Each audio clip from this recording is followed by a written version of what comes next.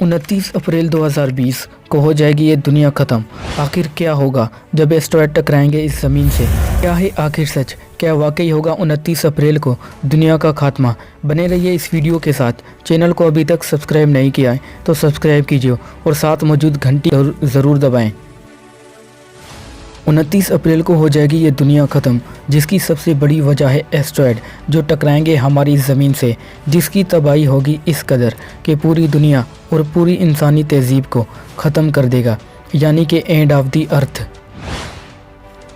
हमारी ये दुनिया जो कि पहले से ही कोरोना वायरस से लड़ रही है और इस खबर के बाद तो लोग और भी बेचैन हैं।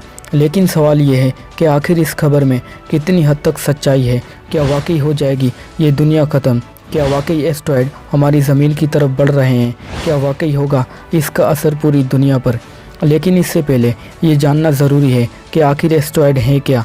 दोस्तों, कायनात में मौजूद ऐसे प्लैनेट्स जो कि एक पत्थर की तरह दिखाई देते हैं, जिसका साइज़ 100 से लेकर 1000 डायामीटर तक हो सकता है।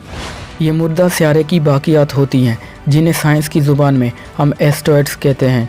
असल में इन एस्टेरॉयड्स का हमारी ज़मीन से टकराना कोई पहली मर्तबा नहीं, बल्कि 13 अगस्त 2006 को अब तक का सबसे बड़ा एस्टेरॉयड इस ज़मीन पर गिर चुका है, जो कि 9 फुट लंबा और चौड़ा था और इसकी हाइट करीब 3 फीट थी। लेकिन क्या आप जानते हैं कि 3 फीट का ये एस्टेरॉयड 66 टन जितना वज़नी था?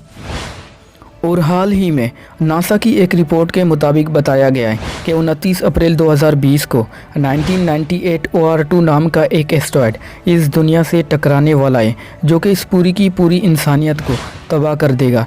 और इस एस्टेरॉयड पर साइंटिस्ट आज से नहीं बल्कि पिछले 20 सालों से इस पर तहकीक कर रहे हैं। और इस एस्टेरॉयड का नाम 1998 इसलिए रखा गया है क्योंकि इसे 1998 में दरियाफ्त किया गया था। लेकिन सबसे अहम सवाल ये है कि क्या ये एस्टेरॉयड हमारी ज़मीन से टकराएगा भी, या महज अफवाह फैलाने के लिए ये खबर शाया की गई है? दोस्तों, अगर हम दूसरे एस्टेरॉयड इदारों की रिपोर्ट के मुताबिक बात करें तो पता चलता है कि ये एस्टेरॉयड हमारी ज़मीन से 6.2 किलोमीटर की दूरी से गुजरेगा, यानी कि ज़मीन से तकरीबन 40 लाख किलोमीटर की दूरी पर। आपको ये बताता चलूँ कि चाँद हमारी ज़मीन से 3,84,000 किलोमीटर की दूरी पर है, यानी ये एस्टेरॉयड चाँद के फासले से 10 गुना ज़्यादा हमारी ज़मीन से जाकर टकराएगा।